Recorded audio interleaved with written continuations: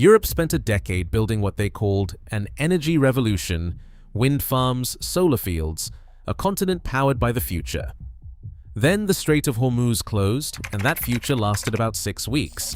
The hidden number nobody in Brussels wanted to talk about was simple. 90% of Europe's oil and 80% of its gas are imported.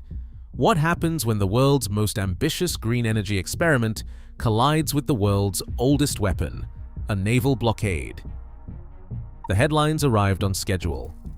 On January 1st, Ember published its European Electricity Review, trumpeting that wind and solar had finally overtaken fossil fuels across the EU. The stories blared that Europe hit 47% renewables, charts in Brussels, applause in Berlin, photo ops in Paris. The continent was, on paper, a climate superpower. Yet beneath the numbers, winter was sharpening its claws. In the first week of January, a cold snap swept across northern Europe. Copernicus bulletins recorded temperatures 3 to 5 degrees below the 30-year average. The North Atlantic stalled under a high-pressure dome, and the wind simply stopped. Grid operators from 10ET to 50 Hz watched as output from the North Sea's turbines plunged by 14% compared to the previous winter. In Germany, the term Dunkelflaute returned to the front page. Solar panels offered little help under pale skies. For 2 days in February, reserve gas and coal plants fired up across the north just to keep the grid alive. The numbers behind the celebration began to unravel. ENTSOE logs showed wind generation collapsing from 82 terawatt-hours in December to 68 in January, an output hole that renewables could not fill. The Dunkelflaute was not just a meteorological footnote, it was a system-wide stress test, and the system blinked. Hydro and nuclear, once the backbone, had shrunk. Gas and coal, supposedly relics, were suddenly indispensable again. Yet the headlines did not mention the scramble in the control rooms or the fact that Europe's gas storage was already falling fast. The continent's green miracle, it turned out, depended on the weather and a few silent reserves. The applause was still echoing in Brussels as the first cracks appeared. Those are the numbers Europe did not want to hear, but the real damage was only beginning. Europe's green triumph was always a numbers game, but the scoreboard hid all the wrong figures. Start with the simplest. The European Union imports 90% of the oil it burns and 80% of its natural gas. These are not legacy numbers. They are the latest from Eurostat and the IEA, stamped into every customs ledger and balance of payments sheet. Nearly all of that fuel arrives by ship, and 1/5 of the world's oil and liquefied natural gas passes through the Strait of Hormuz every day. When Hormuz closed in late February, Europe's entire energy system was exposed at the root. The first shock came from Qatar. On March 3rd, Iranian drones struck the Ras Laffan LNG complex, forcing a partial shutdown that wiped out 15% of Qatar's export capacity overnight. Europe lost a direct line to about 12% of its LNG imports, cargoes that had nowhere to go and no time to spare. Spot prices spiked, contracts were rewritten, and tankers circled the Atlantic waiting for new orders. Storage was no comfort. At the start of January, the EU's gas reserves stood at 61% of capacity. By mid-February, after just 6 weeks of cold weather, that figure had collapsed to 37%. The Netherlands and Germany, the continent's supposed energy anchors, were scraping the bottom of the tanks. This was not a surprise to anyone watching the numbers. In December, Brussels had quietly lowered the mandatory storage requirement from 90 to 75%, betting that renewables would cover the gap. The gamble failed at the first test. Meanwhile, Germany's last 3 nuclear reactors had gone offline the previous spring, completing a phase-out that reduced the country's nuclear share from 1990 to nearly zero in 2026. PwC's models put the price of this decision at a 23% premium on electricity bills, an unhedged risk paid by every factory and household. Across the Atlantic, the United States was pumping 13.58 million barrels of oil per day, more than any other country on Earth. American shale fields, pipeline networks, and salt cavern storage offered a resilience that no European strategy could match. The numbers on the dashboards told the story long before Hormuz snapped shut. Those are the numbers Europe did not want to hear. But the real damage was only beginning. Europe's green revolution was built on a foundation riddled with cracks. The numbers that filled press releases, 47% renewables, and coal at historic lows, never showed the cost of what was quietly dismantled. Germany's nuclear exit, completed in April 2023, was not just a symbolic gesture, it was a financial wound. According to PwC's energy models, the decision imposed a 23% premium on electricity prices across the country. That penalty radiated outward, hitting every factory floor and kitchen table. The price gap wasn't a rounding error. It was a structural tax on European industry and households, year after year.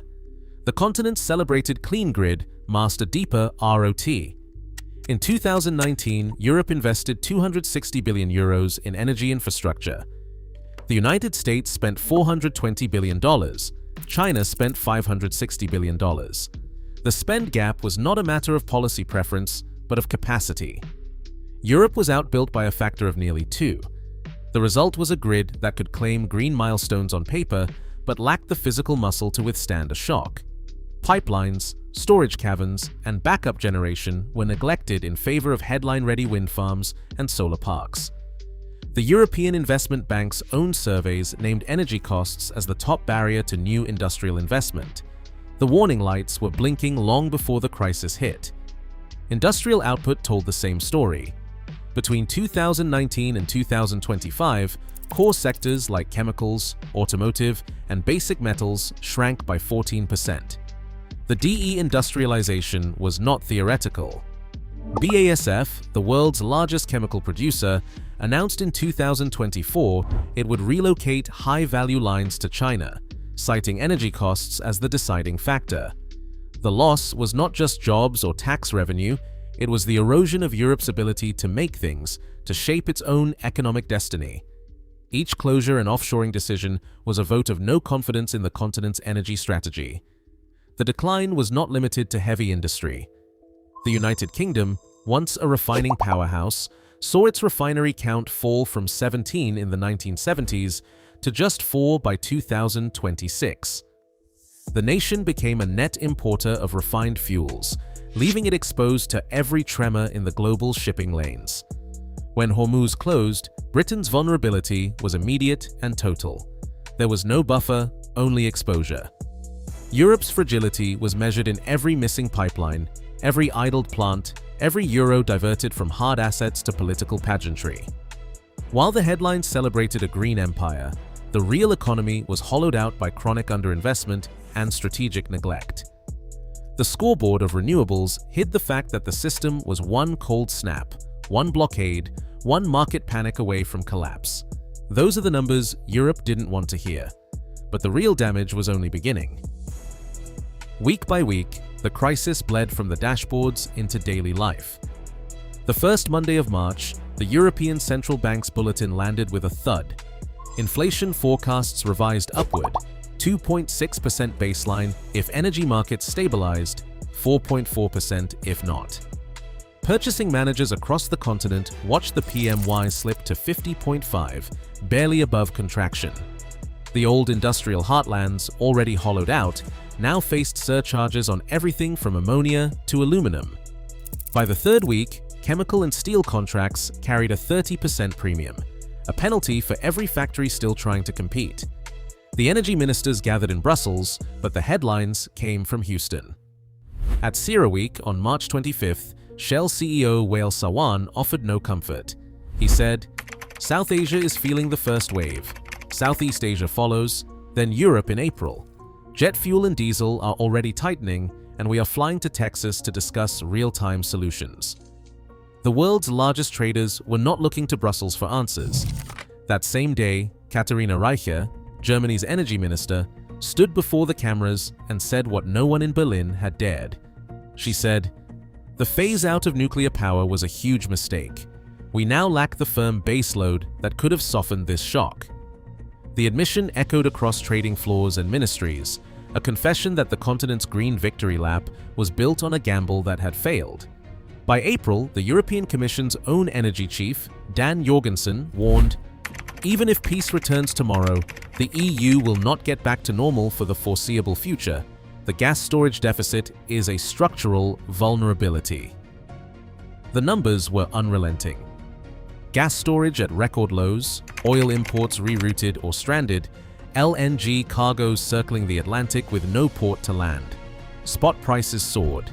The IEA's reserves dashboard flashed red as inventories fell below critical thresholds. Industrialists who had weathered every crisis since the euro's birth now faced a new kind of reckoning. The European Central Bank's scenario planning described the risk in clinical terms: stagflation. If energy prices stayed volatile, a tightening cycle that would choke borrowing and investment.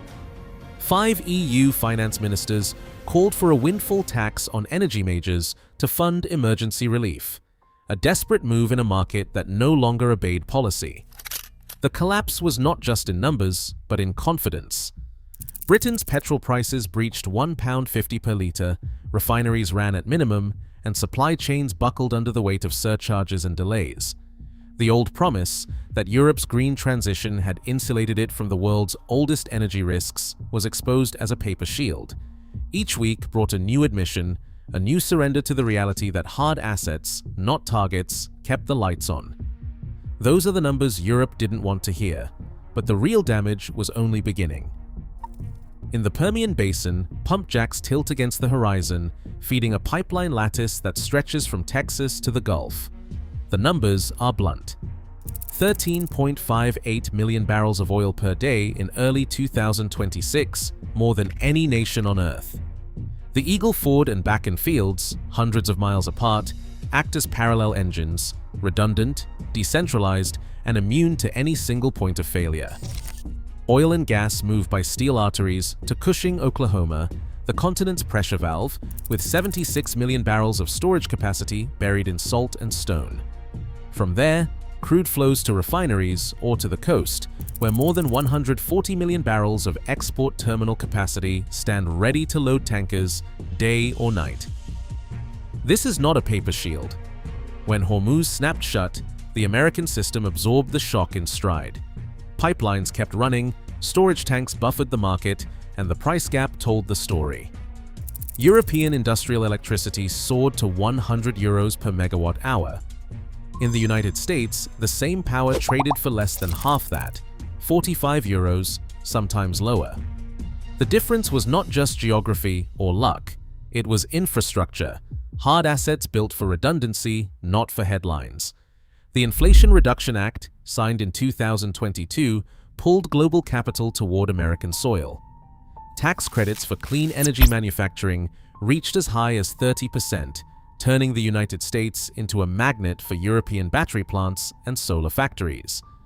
By mid-2026, European firms were shifting up to 30% of new capacity to the United States, chasing the Inflation Reduction Act's pull on capital investment and lower energy bills. The numbers moved with them. A petroleum economist at CERAWeek, speaking off the record, put it plainly. The United States has a shock absorber. Europe has a spreadsheet. The American model is not invincible. Methane leaks from shale fields still draw regulatory fire, and bottlenecks at Gulf Coast terminals cap further export growth. But the system's core is solid. Redundant basins, interlinked pipelines, deep storage, and export optionality are the foundations that kept American industry running while Europe rationed gas and rewrote contracts in panic. The Shale Shield is not just a metaphor. It is a physical fact, measured in barrels, cubic meters, and megawatts. The future belongs to those who can keep the lights on when the world goes dark. By April, the numbers on Europe's energy balance sheet had become a confession. The continent that once claimed a green ascendancy now found itself tethered to American gas. In 2025, the United States supplied just over a quarter of Europe's liquefied natural gas, or LNG, imports. By the spring of 2026, Eurostat's projections showed that figure racing toward 40%, a trajectory that was no longer a matter of market preference, but of survival. The old promise of energy independence had collapsed into a new dependency, measured in daily tanker arrivals and the invisible flow of dollars across the Atlantic. The shift was not subtle. LNG terminals from Rotterdam to Dunkirk ran at capacity, their schedules rewritten to accommodate American cargoes that now set the marginal price for European gas. Contracts that once hedged against Russian risk were hastily redrafted to lock in long-term US supply.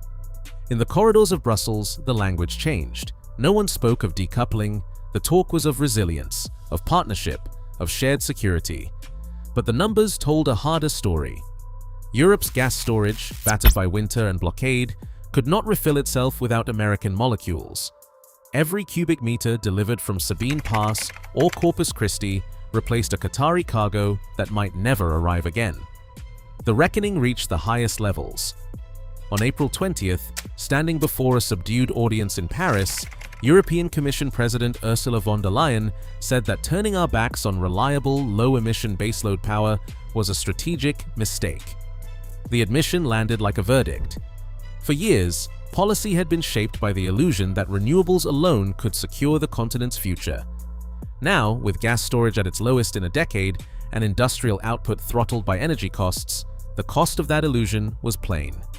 Three questions now hang over Europe's energy future.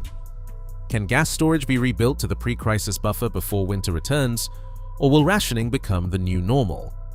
Will the continent accept a permanent role as America's energy client, trading strategic autonomy for a lifeline? And is there any credible path to a low-carbon, dispatchable supply, whether nuclear, hydrogen, or otherwise, that can break the cycle of crisis and dependence?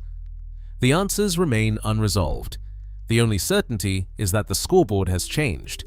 Europe's green empire, built on electricity statistics and market optimism, now stands exposed.